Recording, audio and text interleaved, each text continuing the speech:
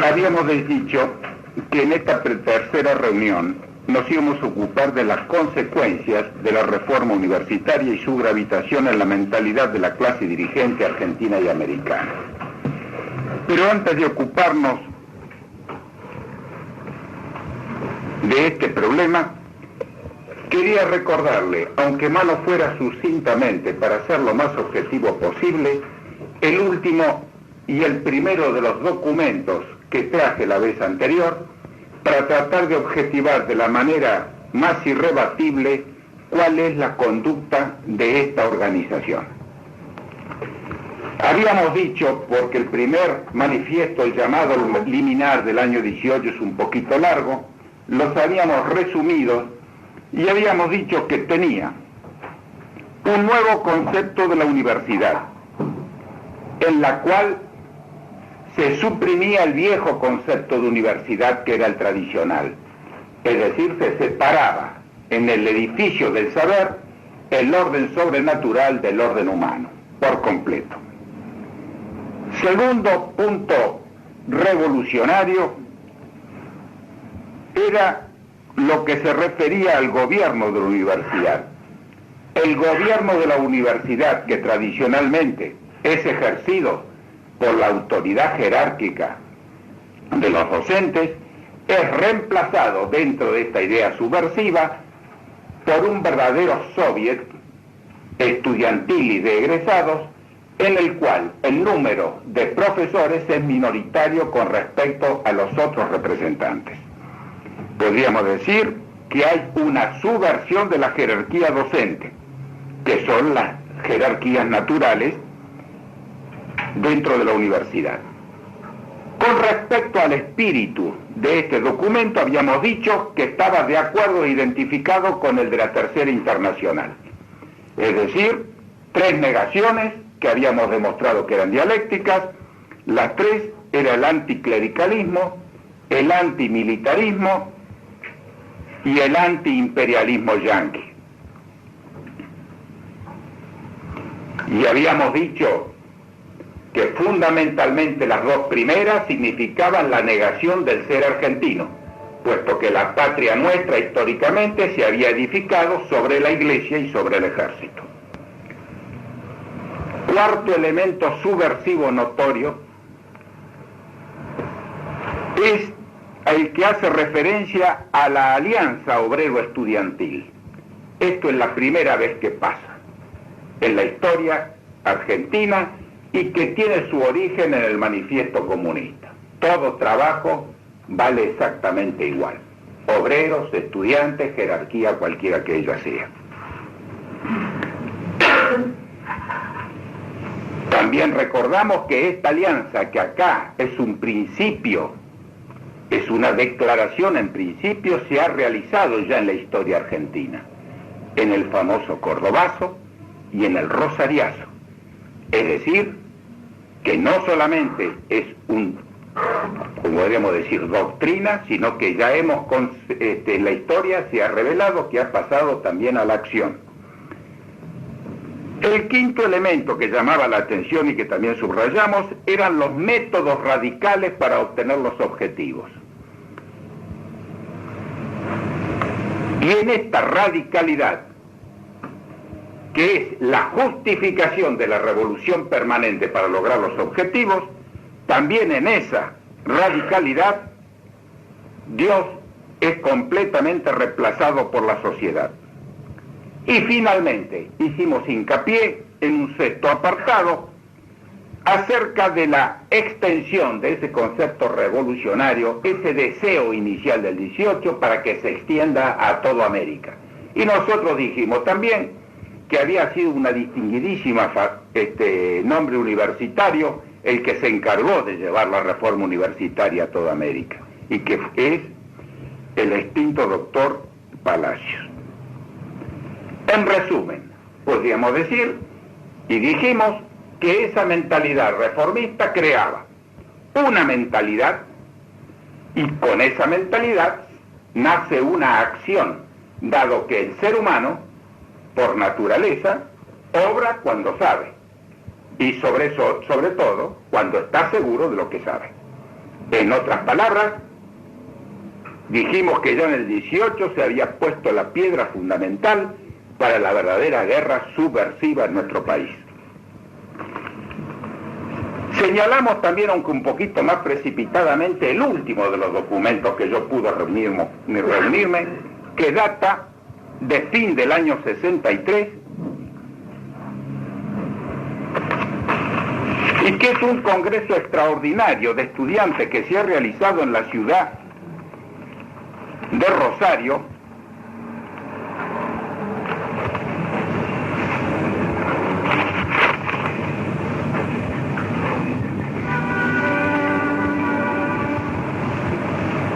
que también es extenso, pero que tiene una importancia fundamental por lo siguiente. Se reafirma exactamente los mismos puntos que en el manifiesto liminar. Pero sobre todo quería yo leerles uno de los apartados en que hace referencia a las resoluciones del Congreso en lo que se refiere al plano nacional.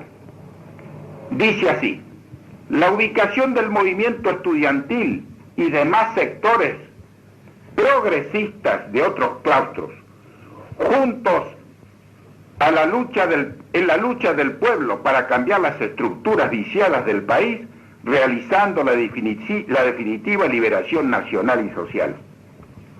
Fíjense los términos.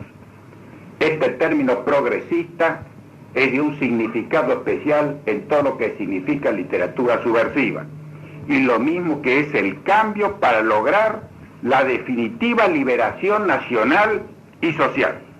Por supuesto que esto va seguido de reforma agraria radical y profunda, expropiación sin indemnización de la tierra y dársela a los que la trabajan, nacionalización de bancos, industrias y comercio, ruptura con el Fondo Monetario Internacional, etcétera, etcétera, etcétera.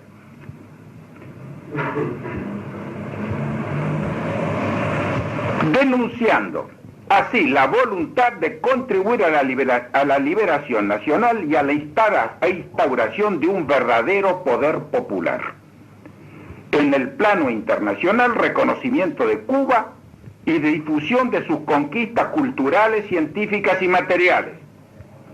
Y aparte, después de varios apartados más que suprimo por lo extenso, se creó en la estructura de este organismo un importante organismo, el Consejo Nacional de Centros, para la organización y dirección de un movimiento estudiantil que ellos mismos reconocen con la siguiente manera: pasó a ser una gran fuerza política nacional. Vamos a ver ahora, cuando tratemos de enfocar cuál es el pensamiento de la reforma, la importancia que esto tiene, junto a otros documentos que yo he tratado de traerles a ustedes, para objetivar de la mejor manera cuál es la filiación ideológica de este movimiento.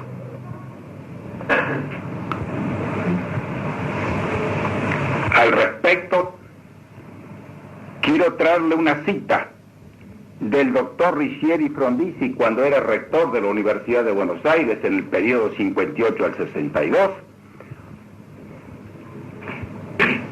que dice así: la universidad debe ser el instrumento de transformación de la realidad social, económica e intelectual, un encabezamiento ideológico para lograr la emancipación del país, lo mismo en el orden económico que en el orden cultural. Y pasamos así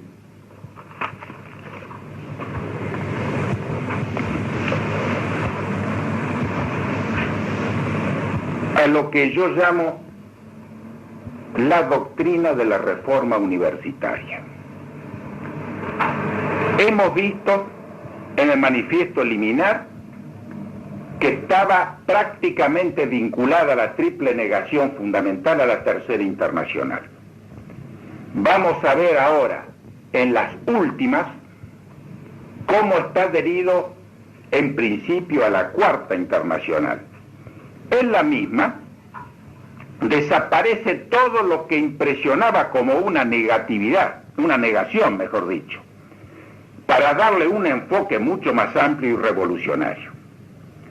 Podríamos decir sin exageración que la doctrina de tipo subversivo que aparece en el documento inicial en forma velado se hace manifiesto en este último. He conseguido, en forma casual, uno de los textos, podríamos decir que son divulgadores, después al final en todo caso le voy a proporcionar el que lo desee la bibliografía,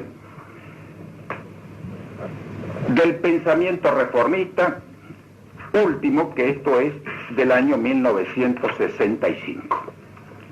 El artículo pertenece a Yegros Doria y haciéndole justicia al autor, está muy bien escrito.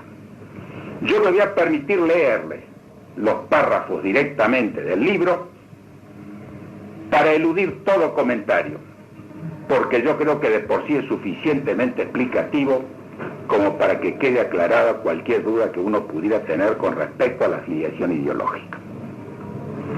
Dice así el autor: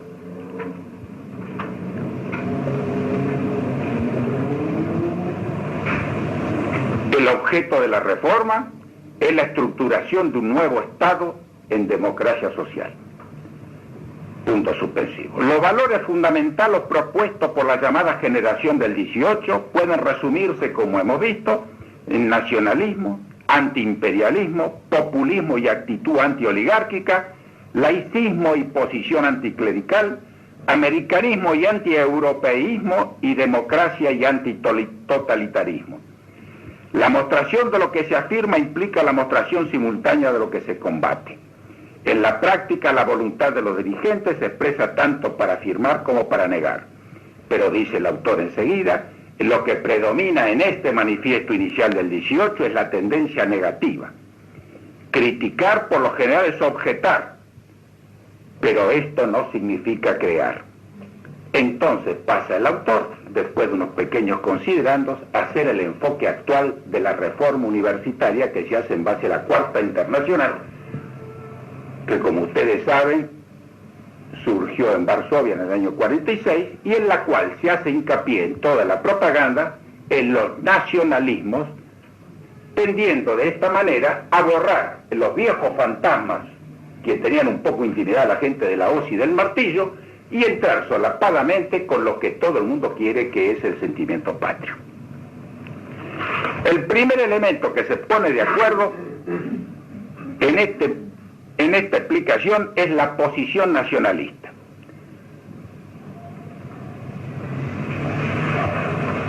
La exposición del pensamiento reformista al respecto es la siguiente: la soberanía nacional, fíjense en la dialéctica, está en relación de dependencia con el extranjero.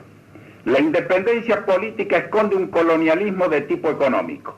En el interior de la República existe una clase oligárquica en entente con grupos financieros foráneos que constituye la élite de poder. Esta estructura de poder nutre y condiciona la estructura de autoridad formal, es decir, los organismos constituidos del Estado. El detrimento que este estado de cosas acarrea a las clases asalariadas es su consecuencia natural y lógica. Defender lo nacional es así defender lo popular. Fíjense la conversión, ¿no? Eso no quiere decir de que todos los fundamentos que invoca precedentemente no sean ciertos, pero la consecuencia no tiene vinculación directa con los enunciados primeros. Dentro de este enfoque nacionalista, el antiimperialismo está incluido, podríamos decir, porque al defenderse el nacionalismo, por supuesto, se combate a lo que es coerción o limitación del nacionalismo, que en este caso es el capital foráneo. De manera que acá en el texto esto dice al respecto: con respecto al antiimperialismo, este es invariablemente el antiyanquismo. El segundo punto es el carácter popular. Y dice al respecto el autor: otro rasgo distintivo del ideario reformista la constituye su identificación con lo popular. Obreros y campesinos simbolizan la imagen de los desamparados a quienes hay que defender. Esta es la gran preocupación de nuestro siglo, y en este sentido la reforma, en el candente año del 18, hizo recepción de las inquietudes de la hora, etcétera, etcétera, etcétera. después de varios considerandos, por supuesto con un arraigable aparentemente nacionalista, dice lo siguiente: el populismo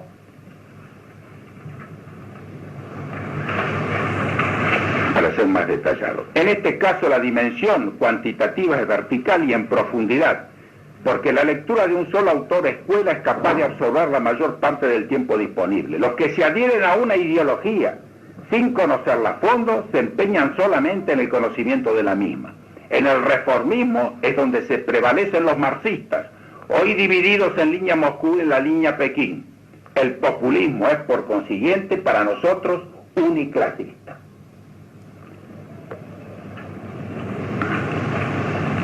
Hace referencia en este mismo apartado a las ideas políticas que han surgido merced a la propagación de la idea reformista en otros países de Latinoamérica.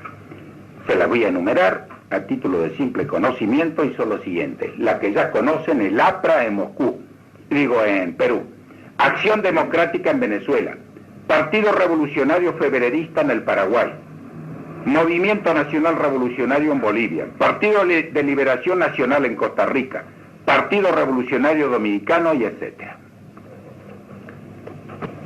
Pasemos al tercer punto, la relación con la Iglesia Católica. La posición anticlerical se renovó como consecuencia del régimen de coexistencia de universidades privadas. Fíjese, el elemento fundamentalmente que señalamos, el anticlericalismo para romper y quebrar la columna vertebral de la universidad tradicional, ahora se la hace ver que como surgió el artículo famoso 28, durante la presidencia de Frondizi, a final del año 58, entonces se hace ver que es en base a eso que se actualiza, la lucha contra la Iglesia Católica. Esto sucedió durante el gobierno de Arturo Frondizi y contó con la violenta oposición del entonces rector de la Universidad de Buenos Aires y hermano del señor presidente, doctor Ricieri Frondizi. La universidad privada significaba indudablemente universidades católicas. Los antiguos dirigentes reformistas, ahora maestros de la juventud actual, se pronunciaron con vehemencia. No todos. Gabriel del Mazo, el más prolífero publicista de la reforma, estaba en el gobierno de Frondizi. Hace una serie de considerandos y dice así, en uno de los apartados: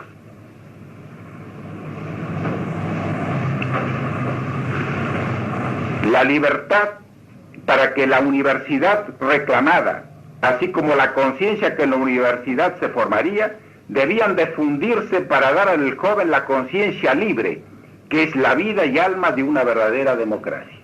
Es decir, esto significa la separación de todo dictado de orden divino y la separación completamente de todo orden de orden filosófico superior. Es decir, la verdad depende de mi subjetivismo, lo que a mí me parece, que dijimos que es lo que se reconoce en el orden filosófico como libre examen. Dice por ahí en otro apartado, la universidad es la creadora de la parte principal de la futura clase dirigente.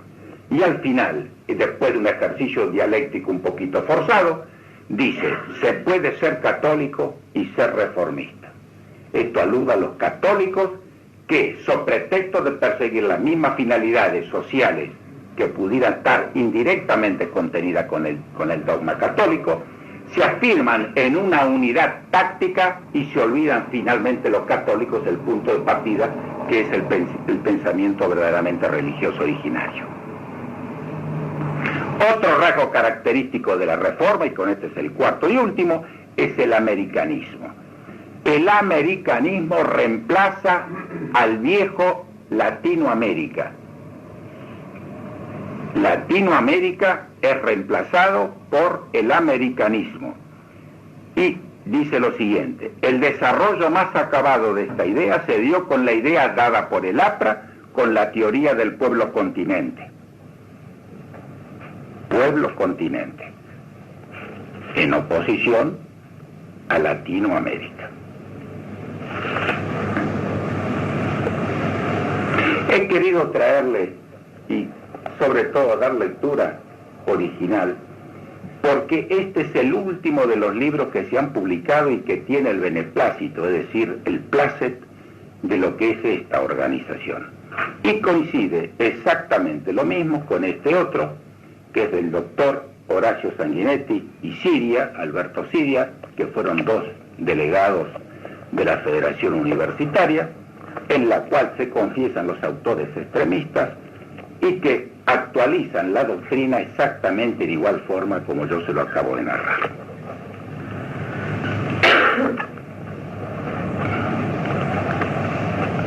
¿Cuáles son los elementos que podríamos tener nosotros para poder decir un poquito más firmemente de que la reforma está vertebrada en la doctrina marxista? Podríamos decir lo siguiente: el nombre de los protagonistas y su trayectoria histórica política. Ya citamos en la vez pasada el nombre de José Ingenieros, el de Alfredo Palacios, el de Sánchez Viamonte, Sanguinetti y otros más. Por supuesto que está también el que fue ministro de Defensa Nacional en la época de Frondizi. Me refiero a Gabriel del Mazo. Segundo elemento que nos permitiría decir o inducir de que existe esa afiliación que yo trato de documentar de la mejor manera, son los documentos históricos, y en especial lo que yo le he dado lectura, que es el último, que es el Congreso Extraordinario de Estudiantes celebrado en Rosario, cuya última parte dice claramente la gran fuerza política y para instalar un poder popular, objeto de la reforma. Otro elemento importante es el que presenta acá este mismo autor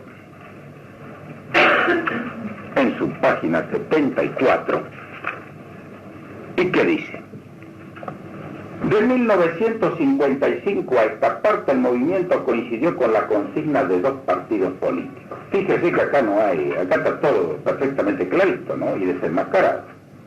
De 1955 a esta parte el movimiento coincidió con la consigna de dos partidos políticos. El Partido Socialista, principalmente con un sector que ulteriormente se transformó en el Partido Socialista de Vanguardia, y el Partido Comunista. Después sigue haciendo las digregaciones que son muy habituales y que las salteo porque en realidad confunden un poco el enfoque hilvanado en la deducción en la que estoy en este momento empeñado. Luego me parece importante recordar esas citas que yo hice al final de la reunión anterior de los tres pilares básicos del movimiento de la reforma universitaria en su nacimiento, que era las citas que le traje yo de Mella, de Mariátegui, Mella de Cuba, Mariátegui del Perú y Aníbal Ponce en nuestro país. Mella en el año 25 ya decía: en el mañana, cuando América no sea lo que hoy es, cuando la generación que pasa por las universidades sea la generación directora, las revoluciones universitarias se considerarán como uno de los puntos esenciales de la unidad del continente y de la gran transformación social que tendrá efecto. Esto es lo que dice Mella.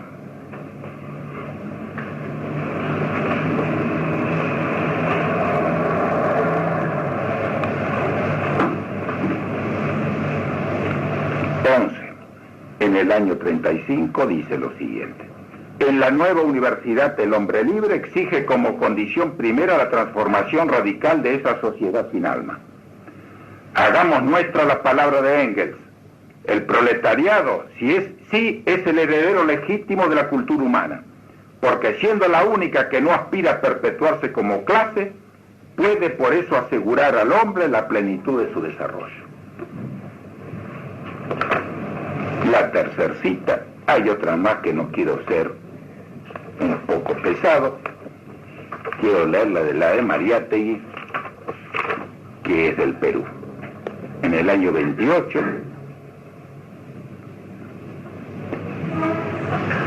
después de varios considerandos, dialécticamente terminan lo siguiente: esta crisis solamente puede superarse con el advenimiento de una cultura socialista.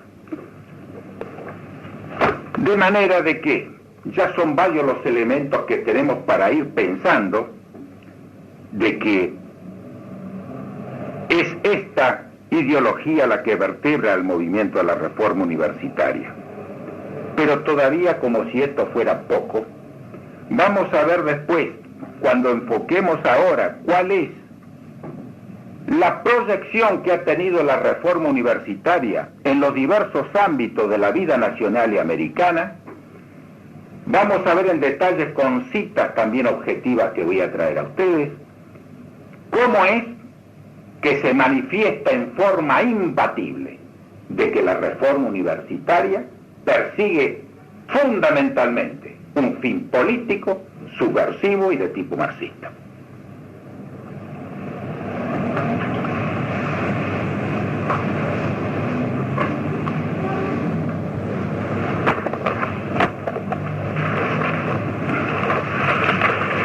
A título de anticipo, le voy a leer lo que dijo el presidente de la Federación Universitaria en que da su apoyo a la acción revolucionaria. El artículo ha sido publicado en el diario La Nación del día viernes 5 de junio del año 1970. Y la crónica data de La Habana. Declaró que la meta inmediata de la organización es colaborar estrechamente con el movimiento revolucionario. La afirmación aparece en una entrevista que hizo el diario Juventud Rebelde y que publicó anoche, y en la cual Yago Stiefenberg, estudiante de psicología de la Universidad Bonaerense, se extendió largamente sobre el 9º Congreso Nacional de la Federación que preside. Señaló que la tesis principal de la FUA es ganar a la mayoría de los estudiantes para la revolución, destacando el instrumento valiosísimo que para la lucha revolucionaria supone la organización de masas. Las últimas extensiones que se han operado con motivo de las acciones guerrilleras en distintas partes demuestran que la mayoría son jóvenes estudiantes y jóvenes egresados. Expresó su convicción de que las masas estudiantiles pueden actuar activa y organizadamente en dicha lucha, y como demostración citó la experiencia de mayo y junio del 69 en la Argentina. Dijo que toda la política de la FUA tiene como signo el crear condiciones para desencadenar procesos como los que se vivieron ese año, en forma constante y creciente, a partir de cualquier conflicto, tratando de que todos confluyan rápidamente en la definición clave de una situación revolucionaria. Derivando la entrevista hacia el 9º Congreso de la FUA, propiamente organizado bajo la divisa hacer de todo el país una Córdoba triunfante. Stiefenberg lo definió como uno de los principales celebrados en la última década por su representatividad, por el grado de organización alcanzado en la clandestinidad y por los acuerdos tomados. Finalmente termina haciendo un gran ensalzamiento de la unidad del movimiento. Yo creo que con esto ya es el sello definitivo, aún para la persona que no quisiera convencerse, y vamos a citar otros elementos más de orden político. El tercer elemento que quería considerar en este encuentro de esta noche es la proyección que ha tenido la reforma universitaria en los diversos ámbitos de la vida nacional y latinoamericana. Y habíamos dicho desde un principio de que dado a esta dualidad de conducta que tiene la reforma, por un lado, para mostrarse en la apariencia, reforma de la universidad, pero fundamentalmente la derivación política, es a este enfoque político, que a veces pasa un poquitito oculto, que lo voy a referir en particular.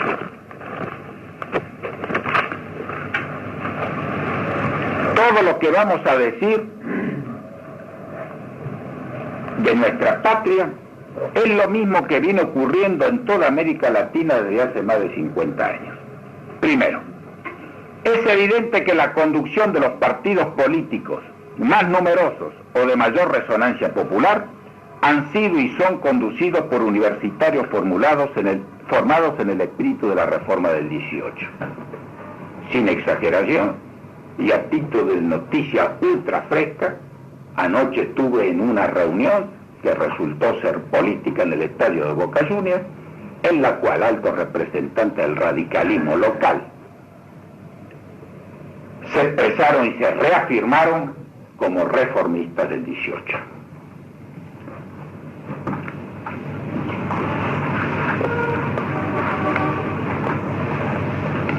Descontados los partidos de notoria filiación marxista como son el socialista y el comunista, hasta aún mismo en el conservadorismo se ha puesto de manifiesto la penetración del ala populista. Segundo, es notoria que la infiltración de la mentalidad marxista o pro-marxista de la reforma en todas las generaciones gremiales de las diversas profesiones universitarias a través de los cuales se ejercita una influencia de importancia decisiva en todos los medios sociales. Esto se ve en la Federación Médica, en los centros de egresados de las distintas profesiones. En este momento es particularmente manifiesto en lo de ciencias económicas. También es evidente la influencia del espíritu reformista en la mentalidad de los magistrados e integrantes del Poder Judicial, encargados de la administración de la justicia. Los servicios de inteligencia han comprobado la penetración a través de estudiantes universitarios que se incorporan anualmente para cumplir el servicio militar, activistas y simpatizantes del movimiento reformista, lo cual significa un hecho de real gravedad en estos momentos de escalada subversiva en todo el país, protagonizada en casi todos los casos por estudiantes y jóvenes universitarios. Incluso en el nivel de oficiales y suboficiales ya hemos tenido desgraciadamente y se ha comprobado la presencia de activistas en los llamados nacionalistas de izquierda, en el caso del teniente primero Licastro, por todos conocidos, es una de las personas más conocidas en la actualidad. En el campo educacional, en todos los niveles, primario, secundario, superior y universitario, existen en número alarmante docentes que desarrollan una acción subversiva en la mente de nuestros niños, adolescentes y jóvenes, respondiendo a la directiva de esa mentalidad reformista. Sexto, es un hecho que se documenta cada día más la influencia del espíritu de la reforma en todos los medios de comunicación, publicidad y propaganda, diarios, revistas, radio, televisión, etcétera, así como la gravitación decisiva que tienen en numerosos centros culturales, artísticos y de teatro vocacionales. Esto aparte de su predominio en las actividades folclóricas que se desarrollan en todo el ámbito del país. Y por último, cabe señalar la más penosa y la más demoledora de todas las influencias de la reforma universitaria, que es la que se ha operado en el seno de nuestra Santa Madre Iglesia a través del llamado movimiento sacerdotal para el tercer mundo y que se expande en forma impune e incontenible por parroquias y colegios privados religiosos. Todas estas manifestaciones que afectan la vida de toda la nación argentina, así como el resto de los países de Latinoamérica, son un reflejo de la mentalidad materialista, atea, laicista, populista, clasista y social que define el espíritu y la acción de la reforma universitaria desde su triunfo inicial en el año 1918.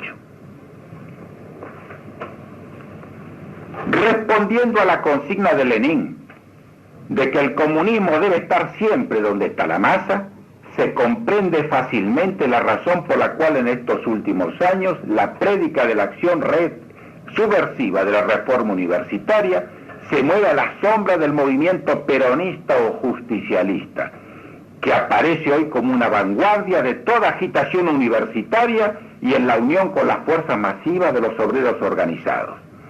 Ejemplo de esta conjunción obrero-estudiantil que fue promovida en el año 18, ha sido su actuación conjunta en Córdoba, como señalamos, Tucumán, Rosario, Mendoza, Corrientes, etc. Se ha logrado así la integración de la masa obrera conducida por dirigentes marxistas con los cuadros del Estado Mayor que nos produce la reforma universitaria. He conseguido por casualidad esta tarde este otro documento que también es poco conocido y que viene a aclarar el porqué este hecho también de la unión de la reforma con el partido peronista y del por qué ellos prefieren escribir el nombre del peronismo y justicialismo y no su propio nombre, porque es un nombre que ya tiene una historia negativa y borrosa en su pasado.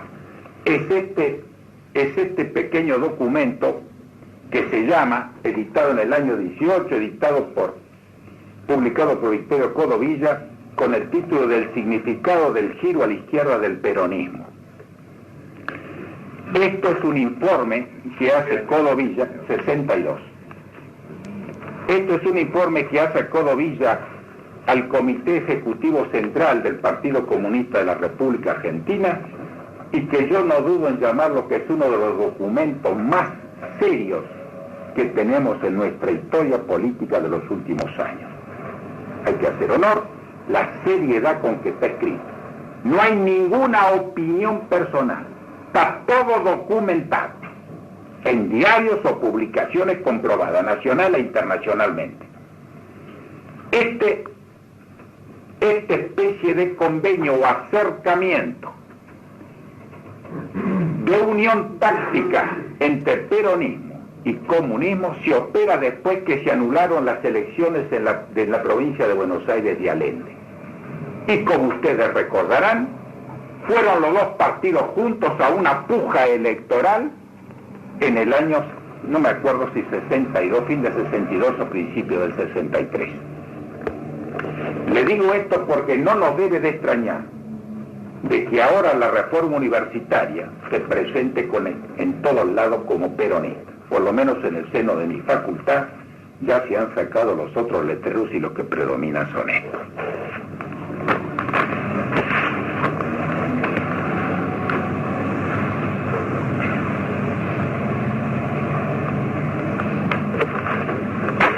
Quería leerles asimismo algunos documentos,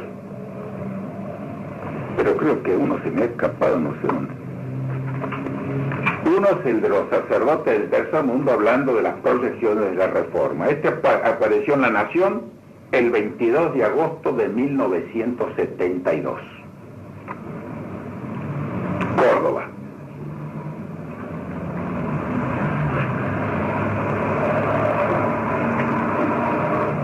Etcétera, etcétera, etcétera. Otro de los objetivos es la liberación que el pueblo va gestando a través de varios años de lucha y que implica la toma del poder por la mayoría, la liberación de la dominación extranjera y la instauración de un socialismo nacional y latinoamericano. El proyecto de dominación continúa, ha llegado a una situación de agotamiento y ahí se extiende hasta el final. Este es el último manifiesto en nuestra querida tierra de 140 sacerdotes pertenecientes al movimiento del tercer mundo. El que lo quiera consultar más en detalle, 22 de agosto de 1972. Y tenía como elemento de importancia política fundamental, que no sé qué se me ha hecho, la famosa reunión del Luna Park, cuando se proclamó el gran encuentro nacional. Acá está.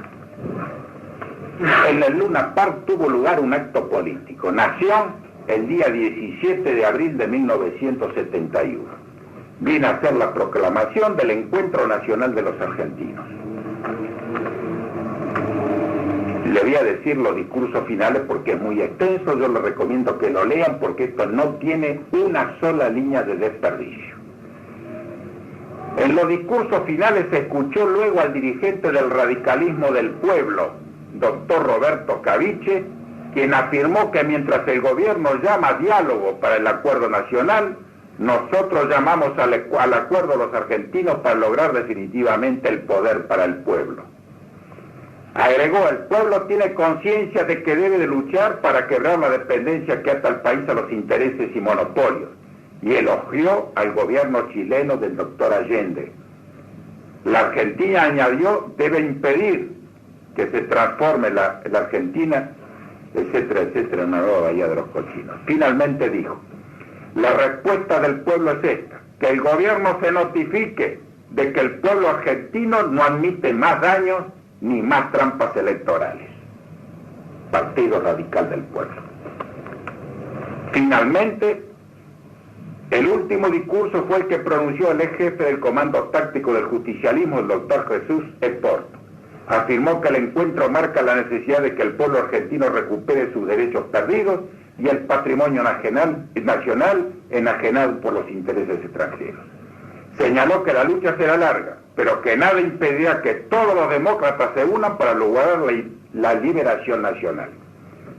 Por último, juzgó que es una nueva farsa del gobierno hablar sobre comicios futuros y leyes electorales, y pidió la formación de un gobierno provisional que garantice el retorno a la democracia y la república. Lo interesante es que en este encuentro verdaderamente político, ¿quién fue que pronunció el primer discurso? Después de oírse, dice el artículo, las estrofas del himno nacional, habló el dirigente de la Federación Universitaria de Buenos Aires, el señor Jorge Marcelo Freire. Saludó a los combatientes de la heroica Córdoba y después formuló duras críticas al gobierno para luego reclamar la autonomía universitaria y el gobierno tripartito. Con nuestra federación, dijo, estuvimos en Chile para llevarle nuestra solidaridad a quienes hoy están construyendo un nuevo país. Refiriéndose a la invitación formulada por el ministro Monroy, dijo que en las actuales circunstancias no puede haber diálogo con la FUA, y etcétera, etcétera. Les cito esto para que ustedes vean primeramente, le aconsejaría que el que lo puede tener un minuto lo lea, porque merece ser leído en extenso y detalladamente, porque ninguno de los oradores tiene una frase que pueda ser desperdiciada. Todo merece escribirse y subrayarse. De manera de que este es otro de los documentos que a mí me parecen de la más objetiva demostración de la afiliación que tiene el movimiento desde el punto de vista político. Me refiero al movimiento de la reforma universitaria y su deseo permanente como objetivo final de llegar a la subversión dentro del orden político.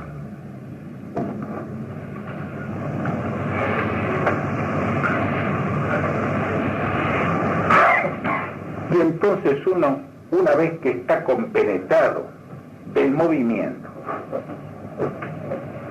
que lo conoce por sus elementos históricos, como hemos tratado de hacerlo, uno dice, ¿cómo puede haberse producido esto? ¿Por qué mecanismo puede haberse producido?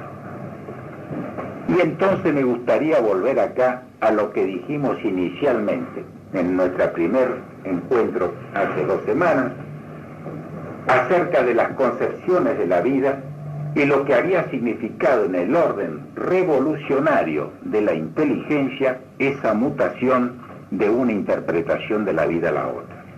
Habíamos dicho nosotros, en síntesis apretada, que existía un concepto tradicional, un concepto liberal y un concepto marxista de la concepción de la vida. Y habíamos definido cada uno de esos elementos. Y habíamos dicho que la tradicional tenía toda la máquina, la montaña del saber perfectamente vertical e integrada con el conocimiento divino. Habíamos dicho que se definía por la afirmación del ser y la plenitud de la fe. En el orden filosófico, la realidad está fuera del hombre, que para el que cree en Dios, la vida es un misterio. La inteligencia la puede conocer en parte, pero no agota nunca la realidad. Yo puedo conocer profundamente a mi patria, pero no la conozco toda. No soy la patria. Conozco y quiero a mi mujer y mis hijos, pero no soy mi mujer ni mis hijos.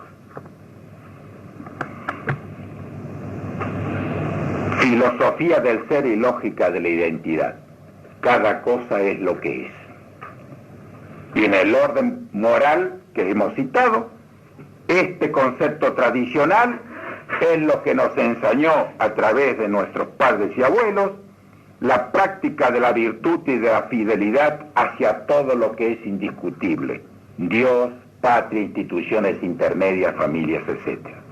Y el tomar la vida como un consentido de servicio. Y habíamos dicho, al abordar la concepción liberal, de que el liberalismo había sido la ruptura de esta concepción de la vida. Ruptura teológica con la fe. Ruptura filosófica con respecto al problema del conocer. Se antepone la duda y la actitud crítica radical. En otras palabras, se empieza por negar la realidad. Antes de decir si la puedo conocer, la empiezo por negar. Y de acá sale la duda de poder conocer la realidad.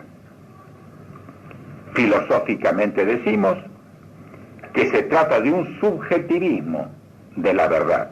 Es decir, depende del libre examen, depende de cómo yo lo vea. Se antepone la duda y la crítica a todo lo que es en la realidad. Y se transforma, y se cambia, mejor dicho, la lógica de la identidad, es decir, de lo que las cosas son, por la dialéctica de la apariencia o del accidente, es decir, la filosofía del devenir. Acá está el problema. Y acá está la trampa en la cual tienen que defenderse fundamentalmente los jóvenes que van a la facultad. Porque cuando nosotros veamos el orden marxista, lo que es la concepción marxista, mejor dicho, de la vida, que no es nada más que el liberalismo llevado al último extremo, es el materialismo absoluto, el materialismo filosófico llevado a la historia y a la sociedad, como lo dice Engels. Nosotros no inventamos nada, llevamos nada más que el positivismo y lo que el positivismo creó, el materialismo filosófico, a la sociedad y a la historia. Y entonces, ¿qué es lo que dicen reformistas? No tenemos que volver a situaciones históricas superadas, se refiere al conocimiento histórico, a la concepción tradicional de la vida. La gente no quiere partir de la concepción tradicional, parte siempre de la concepción liberal. Y todo diálogo y discusión en la facultad nace de situaciones que suceden después de que se ha instalado el dogma liberal. Y entonces ahí es imbatible, porque no hay razonamiento que pueda integrar una verdad. La trampa está ahí. Y para poder sostener en el orden cultural profundo el problema, la búsqueda del conocer profundo, de lo que es el ser, de lo que es la verdad, y lo que es la verdad con mayúscula, es decir, ciencias particulares, ciencias unitarias y la ciencia divina, teología, necesitamos volver a esa concepción. Si no, es imposible.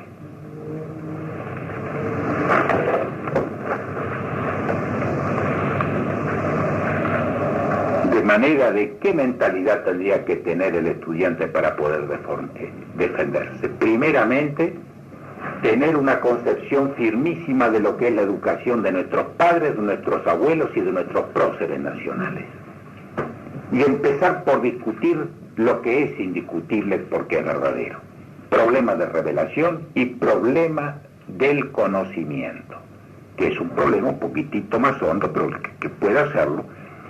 Si no se llega a ese nivel, partimos entonces de un conocimiento desarticulado, atomizado, sin ningún espíritu rector que lo integra en la unidad del conocimiento.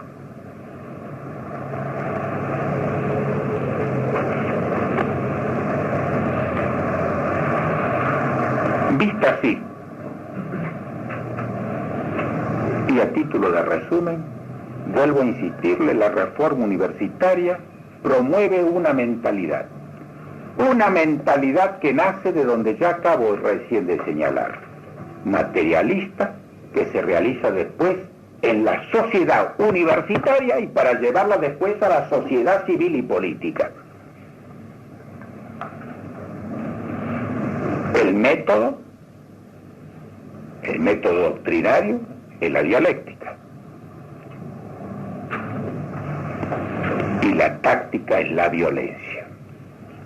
La violencia ha sido sancionada como el elemento único para lograr la liberación después de la reunión de la OLAS en Cuba en el año 67, que es la Organización Latinoamericana OLAS, bueno, no es de seguridad, sino de cooperación. Es decir, la cooperación que tienen que prestar todas las repúblicas de Latinoamérica para que los movimientos subversivos puedan llegar a triunfar.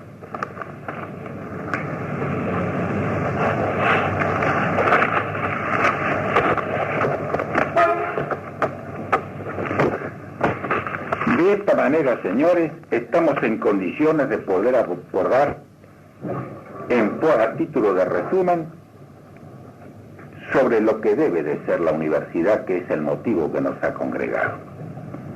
Hemos estudiado y documentado la ruptura liberal y la subversión marxista en la Universidad Argentina y Latinoamericana.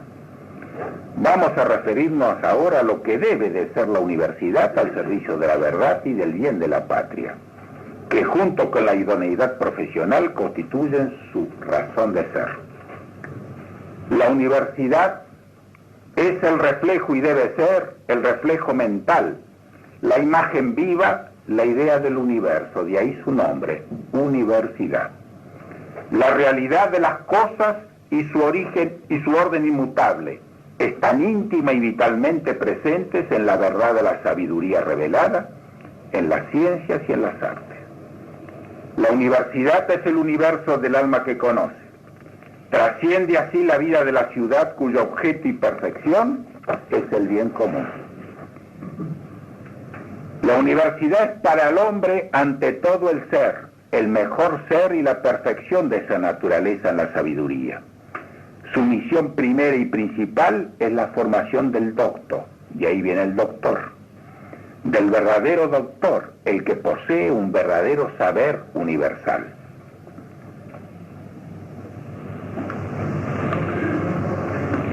El fin de la universidad, así desde el punto de vista cultural, es la contemplación de la verdad inmutable y el cuidado del alma de la nación. Le compete asimismo asegurar la más alta capacitación profesional, como la idoneidad científica y técnica, en cuanto el bien común se subordina a la verdad. No es posible fuera de ella la formación de la clase dirigente y el cuidado moral de la patria. Solo en este plano del saber, la universidad se renueva incesantemente de acuerdo a los progresos de la técnica. La universidad es una institución corporativa de los maestros y los estudiantes que se diversifica y jerarquiza según los grados del saber y de la verdad. Es así la universidad un ordenamiento jurídico autónomo que protege el reposo de la contemplación y la investigación frente a la agitación de los hombres que se ocupan en la administración y economía de la ciudad. El gobierno de la universidad es naturalmente la autoridad de los que saben y enseñan sobre los que no saben y deben de aprender para alcanzar a su vez la autoridad de aquellos. La universidad existe en el Estado, pero no es una institución del Estado. Debe de ser reconocida, respetada y protegida en su régimen natural y en su autonomía, sobre todo universitaria, académica. Como enseñó León XIII en su encíclica Annum Ingresi, cuando un ser orgánico se corrompe y decae, esto proviene de que ha cesado el influjo de las causas que le dieron forma y consistencia. Y no hay duda que para sanarlo y para vigorizarlo de nuevo, es necesario devolverle las vitales influjos de aquellas mismas causas.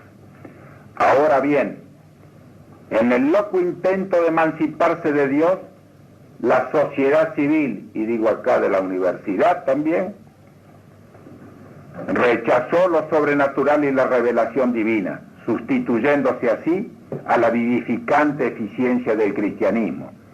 Y depende de esta bosquejada apostasía el trastorno de la vida práctica. Al seno del cristianismo debe, pues, retornar la sociedad extraviada si quiere el bienestar, el reposo y la salud.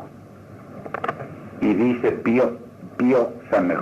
San Pío X, en el orden educacional, debemos de reconstruir todo nuevamente en Jesucristo nuestro Señor, que es a la vez fundamento del occidente cristiano y es el fundamento a su vez del nacimiento de nuestra patria. He querido así, señores, en unas pocas palabras finales, tratar de integrar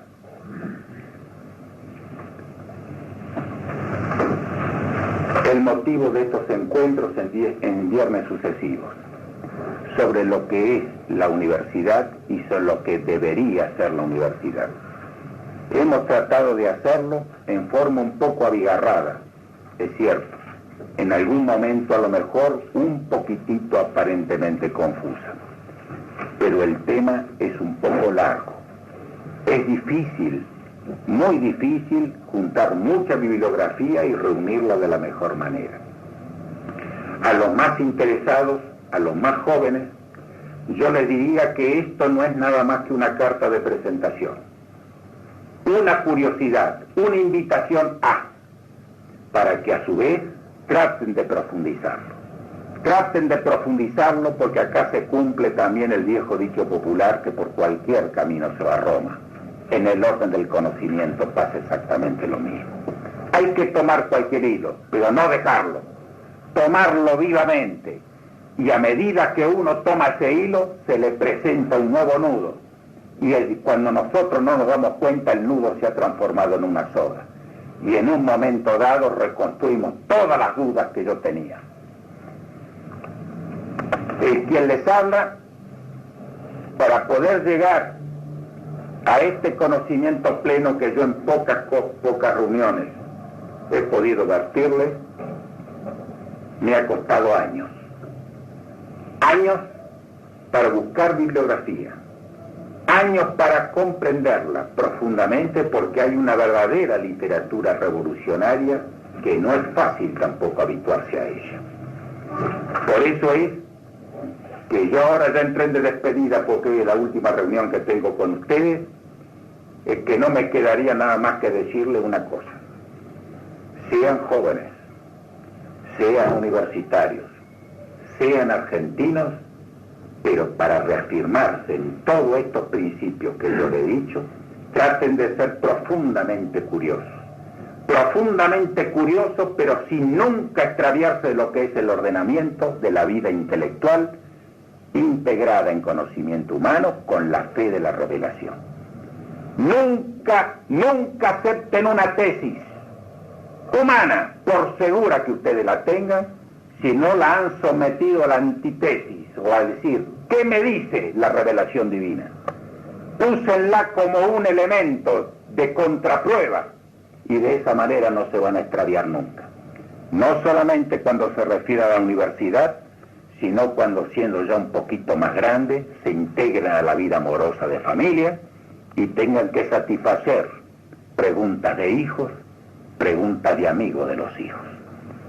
Y entonces se van a dar cuenta qué fecundo es todo este conocimiento que empezó iniciando inocentemente, tratando de conocer qué es la Universidad Argentina del año que vivimos. Muchas gracias a todos. Muchas gracias a los que me han concedido esta tribuna, por supuesto inmerecida para mí, en especial al que la rige, que es la prestigiosa figura del padre García Vieira. Le agradezco a ustedes la buena disposición, sobre todo los que tenemos de común con quien les habla, que es la curiosidad en el saber, en este caso, lo que pasa en nuestra querida universidad. Y también a los amigos, principalmente al profesor Yenta, que me ha guiado desde hace mucho tiempo y me ha prestado un singular apoyo y me ha renovado a través del tiempo el entusiasmo para que pueda vertirle la mayor parte de las cosas que le acabo de hacer. A todos muchas gracias.